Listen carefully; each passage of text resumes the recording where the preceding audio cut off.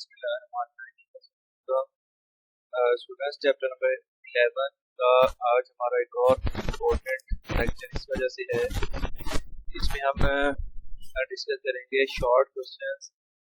और आपको मालूम होना चाहिए कि आपके बोर्ड के पेपर में 50% जो क्वेश्चन है वो सिर्फ शॉर्ट क्वेश्चन होते हैं।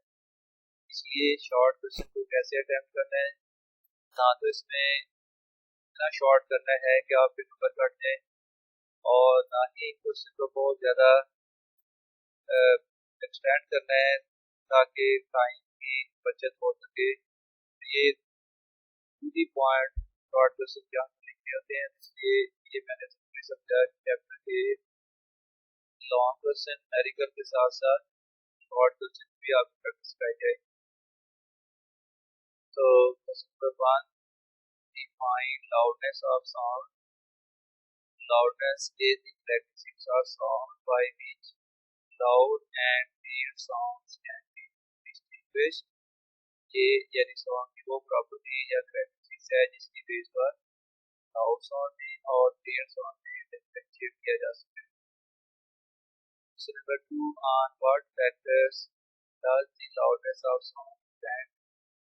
Loudness of sound depends upon the following factors। Number 1 है the vibrating body, second है area of vibrating body, third है distance of vibrating body, और fourth factor होता है physical condition of the ear। Next question number 3, define pitch of sound। pitch basically sound की वो characteristics है जिसकी base पर हम real sound और wave sound में डिफरेंशिएट कर सकते हैं। real sound होती है बारीक आवाज और wave sound होती है भारी आवाज। Pitch is the characteristics of sound by which we can distinguish between a shrill and grave sound। Pitch of sound depends on the frequency of the sound। pitch की जो डिपेंडेंस है वो frequency पर होती है। फ्रीक्वेंसी इंक्रीज करने से sound की पिच इंक्रीज हो जाती है और वो साउंड है वो ज़्यादा शेयर हो जाएगी। उसके बाद है क्वालिटी ऑफ साउंड। ये साउंड की एक कैरेक्टरिस्टिक्स है। क्वालिटी साउंड की वो कैरेक्टरिस्टिक है जिसकी बेस पर हम दो ऐसी साउंड को डिफरेंशिएट कर सकते हैं जिनकी पिच और लाउडनेस करके सेम होती है, इक्वल होती है। Quality is the characteristics of sound by which we can distinguish between two sound of same loudness and pitch। Quality depends on waveform of the vibrating body। तो अब इसमें चूंकि पिच भी सेम होती है, लाउडनेस भी सेम होती है, तो क्या इसमें डिफरेंस होता है? दो साउंड्स की जो वेवफॉर्म है उनमें डिफरेंस होता है। या यूँ समझ कि इसमें लाउडनेस में जो इंक्रीज डिक्रीज आती है वो दोनों के पैटर्न में डिफरेंस होता है। अब question number 5, what is the necessary condition for the production of sound? very important question। Sound produce करने के लिए नेसेसरी कंडीशन बतानी है कौन सी है? Necessary conditions for the production of sound are number 1 vibrating body, number 2 है material medium to which sound can travel. तो एक तो है कि साउंड प्रोड्यूस करने के लिए वाइब्रेटिंग बॉडी की जरूरत है, और उसके बाद साउंड के मैकेनिकल वेव्स हैं। तो साउंड वेव को पास करने के लिए मटेरियल मीडियम की रिक्वायरमेंट है। ये दो बेसिक रिक्वायरमेंट्स हैं for the production of sound. First question है इम्पोर्टेंट क्वेश्चन है, ये रिपीटेडली बोर्ड में पेपर में आया हुआ है। What is silent? तो देखिए बाहर ये एक डिफरेंट सी नाम नजर आ रहा है, साइलेंट है और मिसल भी है। ये याद रखिए ये ऐसी मिसल है जो ह्यूमन ईयर के लिए साइलेंट है, और ये डॉग्स वगैरह को कॉल करने के लिए यूज की जाती है या उसको यूज करने के लिए। अब ये ह्यूमन के लिए इसलिए साइलेंट है इसकी जो फ्रीक्वेंसी रेंज है वो ह्यूमन ईयर की जो ऑडिबल रेंज है उससे इसकी फ्रीक्वेंसी ज़्यादा होती है। इसका मिसल विच है used to call dogs whose frequency lies between 20,000 Hz to 25,000 Hz. It is silent for humans but not for dogs. ये human के लिए silent है but not for dogs because their audible frequency is much more than human. उसके बाद ये एक और term define करनी है, डिफाइन इंटेंसिटी ऑफ साउंड। ये इंटेंसिटी जो है ये बेसिकली साउंड एनर्जी की मेजरमेंट है कि एक सेकंड में एक स्क्वायर मीटर से कितनी साउंड की एनर्जी पास करती है। Sound energy flowing per second through a unit area at perpendicular to the direction of sound waves is called intensity of sound और फिर इसका ऐसे यूनिट होता है watt per square meter। Next question है डिफाइन रिफ्लेक्शन ऑफ साउंड। तो reflection किसी भी वेव की रिफ्लेक्शन की डेफिनेशन एक ही होती है, चाहे वो लाइट की रिफ्लेक्शन है, माइक्रोवेव की रिफ्लेक्शन है या इवन की साउंड वेव की रिफ्लेक्शन है। तो when sound is incident on the surface of a medium, मतलब कि जब साउंड किसी मीडियम की सरफेस से टकराए, it bounces back into the first, ये वापस पहले मीडियम में घूमती चली जाती है। This phenomenon is called reflection of sound। Question number 9 है define echo. Echo basically sound wave जब रिफ्लेक्ट होकर आती है तो अगर ये सेपरेट साउंड होती है, यानी एक आपने डायरेक्ट साउंड सुनी है और दूसरी रिफ्लेक्ट होकर एक साउंड आई है, वो सेपरेट आपने सुनी है, फिर इस सेपरेट सुनी जा सकने वाली आवाज को कहते हैं इको। लेकिन ये याद रहे कि हर reflected sound wave echo produce नहीं करती। उसकी रीजन ये है कि जब हम की आवाज सुनती है तो वो साउंड इवन के जब कट ऑफ भी हो जाती है उसके बाद भी 0.1 सेकंड तक उस आवाज का इफेक्ट जो हमारे कान पर रहता है। उससे पहले ही अगर कोई रिफ्लेक्टेड साउंड आपके कान में आ गई है तो आपको पहले वाली ओरिजिनल साउंड है मिक्सअप हो जाएगी। इस वजह से हम उसको सेपरेट साउंड नहीं सुनेंगे। लेकिन अगर ऐसा हुआ है कि कोई एक आवाज आपने सुनी वो काटा हुई और उसका इफेक्ट रहना है 0.1 सेकंड तक, उस 0.1 सेकंड या उसके बाद अगर रिफ्लेक्टेड आवाज आपके कान तक आती है तो पहले का इफेक्ट तब तक खत्म हो चुका होता है। अब जो रिफ्लेक्टेड साउंड है ये आपको सेपरेट साउंड सुनेगी, इसको कहते हैं इको।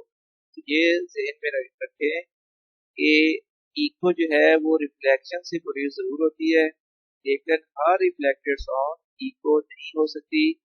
इको प्रोड्यूस होने के लिए रिक्वायरमेंट ये होती है कि साउंड की वेव जिस सरफेस से रिफ्लेक्ट होकर वापस आई है तो साउंड के लिस्टर से उसका फासला कम अज कम 17 मीटर होगा तो इको प्रोड्यूस होने की पॉसिबिलिटी मौजूद है, अदरवाइज नहीं। When the reflected sound is reheard separately, यानी रिफ्लेक्टेड साउंड जब दोबारा अलग से सुनी जाए, it is called echo, echo of sound. अब क्वेश्चन है what is difference between noise and music. यह क्वेश्चन आया था बोर्ड में, differentiate between noise and music with example. ये बोर्ड के क्वेश्चन मैंने लिखे हुए। तो नॉइस साउंड की वो टाइप्स है जो हमारे लिए अनप्लेजेंट होती है, जैरिंग इफेक्ट रखती है। तो म्यूजिक वो साउंड हैं जो हमारे लिए प्लेजेंट इफेक्ट रखती हैं। तो साउंड नॉइस की definition sound such sound which have a jarring effect on our ears are called noise. Frequency and amplitude of noise change in an irregular manner. Frequency और जो एम्पलीट्यूड में change आती है noise की sound में वो irregular manner होता है, कोई इसमें रिदम कोई खास पैटर्न या रेगुलेशन नहीं होती। For example rattling sound of buses और sound produced by hammering in factories. इसके बाद फिर म्यूजिकल या म्यूजिक साउंड कौन सी हैं?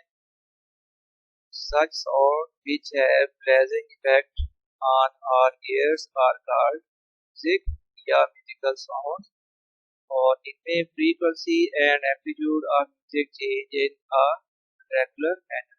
Other sound produced by musical instruments such as flute, harmonium, violin and drum. ये जो है ये की डेफिनेशन के अकॉर्डिंग ये म्यूजिक की कैटेगरी रखी जाती है। अब ये पर्सनली हर एक की अलग चॉइस है, हो सकता है वो म्यूजिकल इंस्ट्रूमेंट की साउंड उसको बिल्कुल बुरी लगे, लेकिन फिजिक्स के अकॉर्डिंगली ये म्यूजिकल साउंड की डेफिनेशन में आएगी। नंबर 11 है what are the negative effects of noise. Negative effects of noise या नॉइज पोल्यूशन, वो नेगेटिव इफेक्ट्स हैं number 1 hearing loss, sleep disturbances, aggression, गुस्सा आना, हाइपरटेंशन, टेंशन की इंतहाई कंडीशन, और इसके अलावा फिर ब्लड प्रेशर हो सकता है, एक्सीडेंट्स की कॉज हो सकती है। तो ये नॉइज के बैड इफेक्ट्स या नेगेटिव इफेक्ट्स हैं। Number 12 what are the factors on which safe level of sound depends. ये वो कौन से फैक्टर्स हैं, अवामल हैं जिस पर safe level of noise depend करता है। Safe level of noise, safe level of sound depends on two factors. Number 1 है level of noise. level of noise का मतलब आप ये समझोगे कि जो आप साउंड सुन रहे हैं उसका लाउडनेस कितनी है। दूसरा है period of exposure to noise, कि कितने टाइम के लिए वो नॉइस आपने सुना है। तो ये दो फैक्टर हैं जिस पर सेफ लेवल ऑफ साउंड है वो डिपेंड करता है। What are the factors on which safe level of noise depends. तो टाइपिंग में गलती हुई थी, साउंड लिखा गया तो नॉइज आएगा। दो फैक्टर है जो ये हमने लिख दिए। इसके बाद है question number 30 define acoustic production. तो द टेक्निक और method used to absorb undesirable sound by soft and porous surfaces is called acoustic production। यानी ये वो टेक्निक या मेथड है जिससे अनडिजायरेबल साउंड को अब्सॉर्ब किया जाता है, और इस टेक्निक में यूज किए जाते हैं soft material and porous surface. Soft कहते हैं जो नरम मटेरियल होते हैं, और पोरस होते हैं जो इसमें बारीक सुराख होते हैं, जैसे कपड़ा है, कालीन वगैरह है। इनको यूज करते हुए जो नॉइस के लेवल को कम किया जाता है, अनडिजायरेबल साउंड को अब्सॉर्ब किया जाता है। इस टेक्निक और मेथड को कहते हैं acoustic प्रोडक्शन। क्वेश्चन है डिफाइन ऑडिबल फ्रीक्वेंसी रेंज। ये है range of sound frequency which a human ear can hear is called Audible frequency range, और इसकी फिर वैल्यू कितनी होती है 20 हर्ट्ज टू 20,000 हर्ट्ज।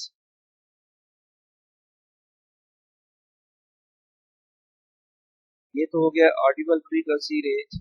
लेकिन ऑडिबल से अबव फ्रीक्वेंसी वाली जो साउंड है वो होती है अल्ट्रासाउंड या ultrasonic. What is meant by ultrasound?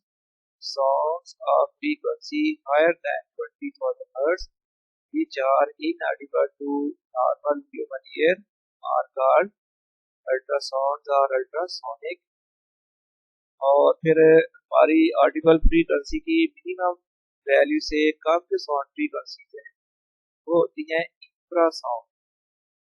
Question है what are infrasound? Sound waves of frequency lower than 20 hertz are called infrasound.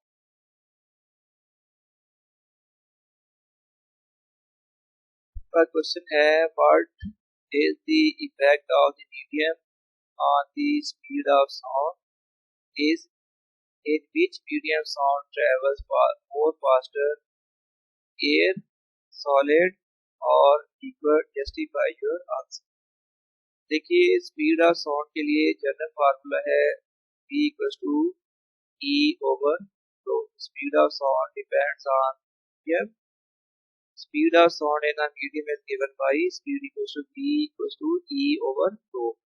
इसमें जो E है ये इसी मीडियम का इलास्टिक मॉडुलस है, जो कि इक्वल टू होता है ratio of stress to strain.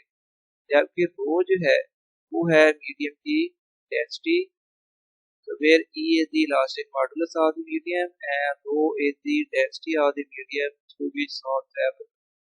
अब डिफरेंट मीडियम के लिए फॉर एग्जाम्पल एयर से जब सॉलिड की बात की जाए तो सॉलिड में आपको मालूम है कि डेंसिटी इंक्रीज होती है, उस वजह से स्पीड कम होनी चाहिए, लेकिन इलास्टिक मॉडुलस जो है वो मैनी टाइम्स इंक्रीज हो जाता है as compared to density.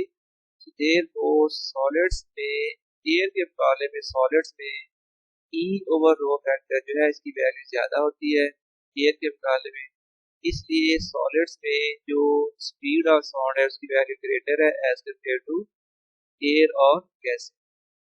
Although density of solid is greater for solids, density of solid is greater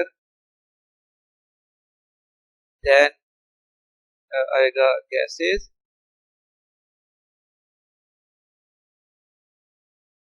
gas or liquid, but value of elastic modulus for solid is much greater than elastic modulus for air or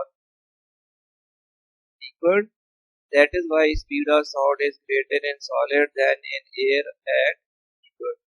E over rho जो gas के लिए है उसके मुकाबले में E over ratio जो solid में है वो इसकी वैल्यू मच ग्रेटर होती है। For example, speed of sound in liquid is 5 times that in gases and about 15 times in solid than that in gases. Air के मुकाबले में लिक्विड में स्पीड ऑफ साउंड 5 टाइम्स हो जाती है और सॉलिड में एयर के मुकाबले में इसकी वैल्यू जो है वो 3 टाइम्स इंक्रीज हो जाती है। क्वेश्चन नंबर 18 है, how can you prove the mechanical nature of sound bye a simple experiment. अब साउंड वेव जो है वो मैकेनिकल वेव्स हैं, इनको प्रोपेगेशन के लिए मीडियम रिक्वायर्ड होते हैं, तो इसको हम सिंपल एक्सपेरिमेंट से कैसे जस्टिफाई कर सकते हैं, एक्सप्लेन कर सकते हैं। हमारे सिलेबस में एक बेल जार एक्सपेरिमेंट है इस चैप्टर में, उसी को हम शॉर्ट करके कुछ वर्ड्स में लिख देते हैं। Sound waves are mechanical waves and require medium for their propagation. It can be proved by the simple experiment. Take a glass jar connected to a vacuum pump. एक ग्लास जार ले जिसको vacuum pump के साथ connect किया हुआ है। When the switch is put on, जब switch on किया जाएगा, sound of electric bell is heard. उसमें फिर जो इलेक्ट्रिक बेल है वो वाइब्रेट होगी और उसकी साउंड हम सुन सकेंगे। When the air is evacuated from the jar, लेकिन जब एयर को जार से evacuate कर दिया जाएगा, then no sound will be heard due to no material medium. जब उसमें से एयर को हम निकाल देंगे तो मीडियम ना होने की वजह से कोई भी आवाज नहीं सुनेंगे। तो this prove that material medium is required for the propagation of sound waves. Question number 19 है, what do you understand by the longitudinal wave? Describe the longitudinal nature of sound waves. अब होता यह है कि longitudinal wave को अगर define करें तो waves in which particles of the medium vibrate parallel to the direction of propagation of wave. Sound wave भी longitudinal waves हैं जो कि वाइब्रेटिंग बॉडी से प्रोड्यूस होती हैं। वाइब्रेटिंग बॉडी के वाइब्रेट होने की वजह से मीडियम में कंप्रेशन और एयर फ्रैक्शन प्रोड्यूस होती है जो कि साउंड की डायरेक्शन में ट्रेवल करते हैं। Sound waves are longitudinal in nature. When waves propagate through a medium, particles of the medium vibrate parallel to the direction of sound wave. When a body vibrates, sound waves propagate through the medium due to compressions and rarefaction in the particles of the medium vibrate along the direction of wave. The medium which vibrate along the direction of wave. इसके बाद है sound is a form of wave list at least three reasons to support the idea that sound is a wave. देखिए sound एक wave है, फिर sound wave में वो सारी बेसिक कैरेक्टरिस्टिक्स मौजूद होंगी जो किसी भी दूसरी वेव में मौजूद होती है। तो जैसे कि sound is reflected on striking the surface, ये जो रिफ्लेक्शन है ये प्योरली एक वेव की प्रॉपर्टी है। Sound exhibits phenomenon of refraction, refraction भी एक वेव की प्रॉपर्टी है। Sound exhibits phenomenon of interference, this is also a wave property. Sound energy is transferred without translate matter, ये भी वेव की प्रॉपर्टी है कि एनर्जी ट्रांसफर हो और बगैर मटेरियल के या मैटर के ट्रांसफर हुए। All these characteristics show that sound is a form of wave. ये सारी जो लिस्ट हमने लिखी है तो ये वेव की कैरेक्टरिस्टिक्स होती है जो कि साउंड में भी मौजूद होती है। 21 है, we know that wave manifest phenomenon of reflection, diffraction and refraction. Does sound also manifest these characteristics?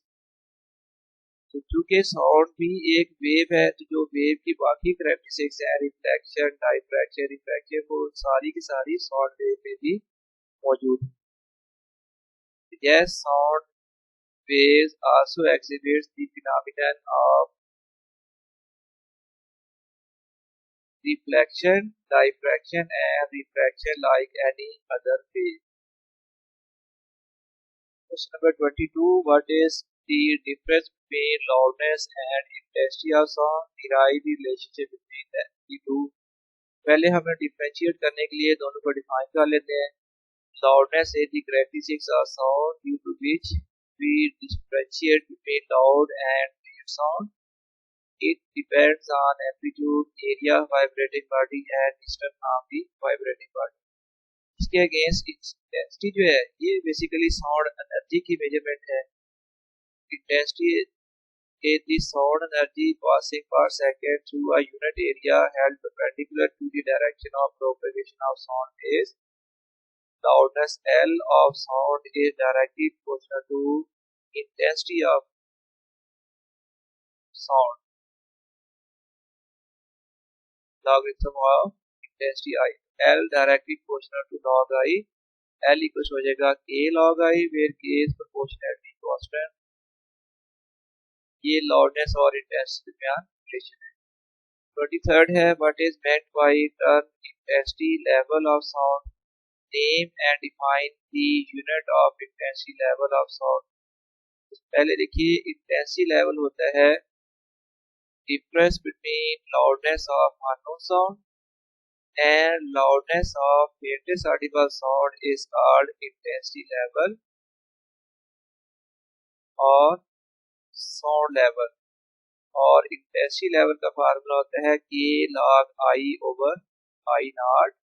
I जो है वो इंटेंसिटी है अननोन साउंड की और I नॉट है intensity of faintest audible sound. फिर इसका अगर यूनिट की बात की जाए तो unit of sound level or intensity level is bell.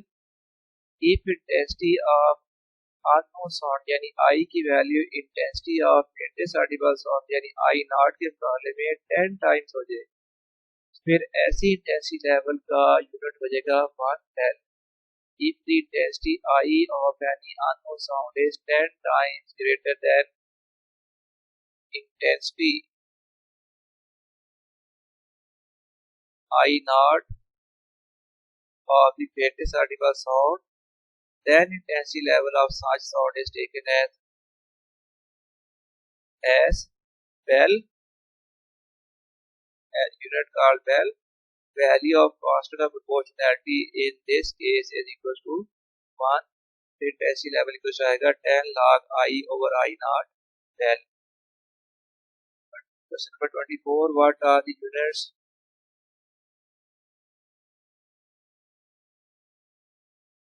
What are the units of intensity? Why do we use logarithmic scale to describe the range of sound intensities we hear? Unit of intensity is watt per square meter. Human ear can respond to intensities ranging from 10 to minus 12 watt per square meter to more than 1 watt per square meter. अब ये चूंकि range इतनी ज़्यादा है यानी 10 minus 12 से लेकर 10 बार 0 तक, तो ये बहुत बड़ी रेंज होने की वजह से हम जो है वो लॉगरिथमिक स्केल यूज करते हैं. This range is so wide that is so wide that we use logarithmic scale to describe the range of the sound intensities.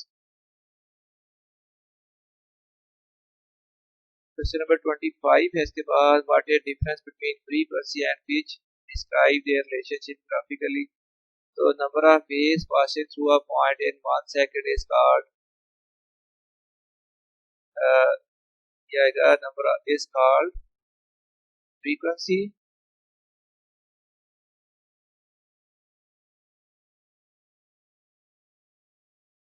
The SI unit of frequency is hertz. Pitch है, pitch is the characteristics of sound due to which we can differentiate between grave and shrill sound. It depends on frequency. अब discuss कर लेते हैं question number 26. Differentiate, describe the effect of change in amplitude on loudness and effect of change in frequency on pitch. पहले amplitude के increase होने से loudness of sound increase होती है और इसी तरह फ्रीक्वेंसी के इंक्रीज होने से पिच तथा loudness and effect of change in frequency on pitch of sound. हाँ जी, क्वेश्चन मैं दोबारा रिपीट कर रहा हूँ. Describe the effect of change in amplitude on loudness and effect of change in frequency on pitch of sound. पहले effect of amplitude on loudness.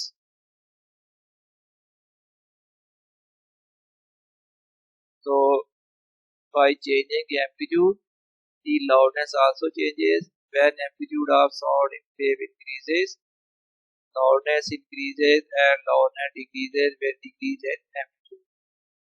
Effect of frequency on pitch क्या होगा? Pitch of sound increases on increasing the frequency of the sound waves.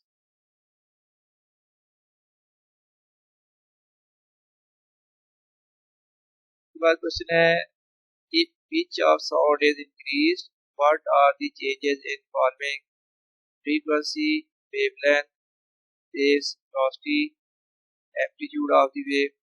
देखिए, pitch increase होने का मतलब है frequency increase हुई है. if pitch of sound is increased, then frequency जो है वो increase हो जाएगी, wavelength जो है वो definitely decrease हो जाएगी, velocity, wave velocity जो है वो same रहेगी, amplitude भी remain the same.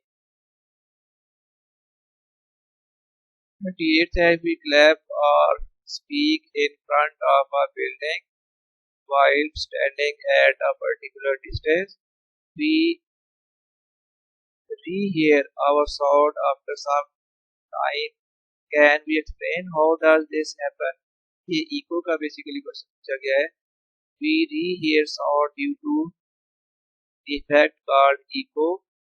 When we clap or speak in front of a building, the sound after reflection from the building comes back to the same medium.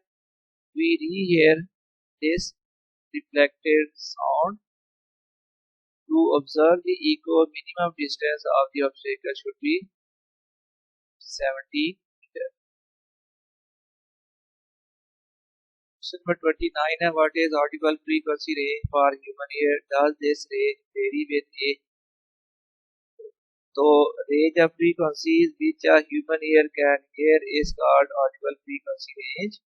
A human ear can hear sound only if its frequency lies between 20 Hz and 20,000 Hz. So this range varies with age.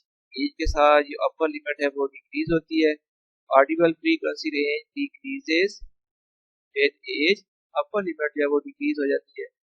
Young children can hear sound of 20,000 Hz, but old people cannot hear sound even above than 15,000 Hz. First question explains that noise is nuisance. So noise has become a serious nuisance. Noise has negative effects on human health as it can cause conditions such as hearing loss, sleep disturbance, aggression, high stress level. Noise can also cause accidents by interfering with telecommunication and warning signals. ये पहले भी question आ चुका है तो वही तकरीबन दोबारा repeat हुआ है. 31st है why do teen cans with a string attached between them could be better way to communicate than merely shouting through the air. तो ये एक छोटा सा एक्सपेरिमेंट है, छोटे बच्चे इसको कर सकते हैं कि टीन के थ्रू से अगर एक स्टिक पास किया गया है और इसको अगर स्ट्रेच कर दिया जाए तो फिर एक टीन में अगर बोले तो वो दूसरे टीन में साउंड या दूसरे एंड पर सुनी जा सकती है. तो ये क्योंकि इस स्ट्रिंग में से साउंड पास करती है एयर के मुकाबले में ज़्यादा जो है वो स्पीड इसकी ज़्यादा होती है और ज़्यादा क्लियर सुनी जा सकती है. When we speak into teen can, it transmits our sound into bottom of the teen. Bottom of teen acts as a diaphragm, यानी bottom of teen जो है वो एक पर्दे की तरह काम करता है जैसे हमारे कान का पर्दा है. And vibrates with the sound of our voice and transmits the vibration into taut string, यानी खींचे हुए जो string है उसमें ट्रांसमिट कर देता है. Sound waves travel along string and vibrate the bottom of receiving teen to produce sound waves. दूसरे टीन तक जब वाइब्रेशन पहुंचती है उसका जो बॉटम है वो वाइब्रेट होता है. Sound travels through solid medium which is more effective than through air. This allows the communication across the large distances with volume that would be inaudible if speaking through air. यानी इसमें से उतने distance तक भी आवाज़ पहुंचाई जा सकती है जहाँ पर डायरेक्ट स्पीकिंग से हमारी आवाज़ नहीं पहुंच सकती. 32 है question number.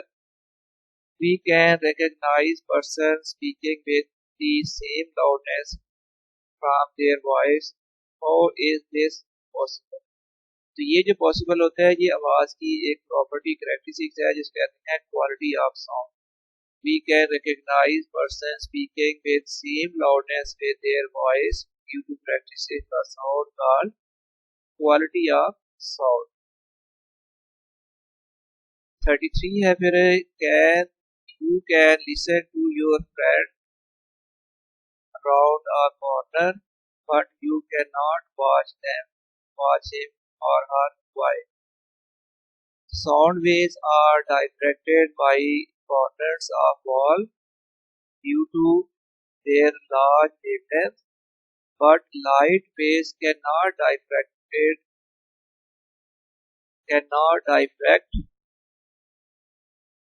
due to their small wavelength. That is why we can listen our friends round a corner but cannot see them. Diffraction light में भी होती है लेकिन वो बहुत स्लाइट डाइफ्रैक्शन होती है, कम होती है. इतनी डाइफ्रैक्शन नहीं होती कि वो लाइट रे बेंड होकर आपकी आंख तक आ जाए और आप फ्रेंड को देख सकें. लेकिन साउंड वेव में ये डाइफ्रैक्शन ज़्यादा क्लियर है, ज़्यादा वाज़ेह होती है, इसलिए आपको उसको साउंड को सुन सकते हैं लेकिन देख नहीं सकते क्योंकि डाइफ्रैक्शन ऑफ लाइट लेस है as compared to diffraction of sound waves. Question number 34.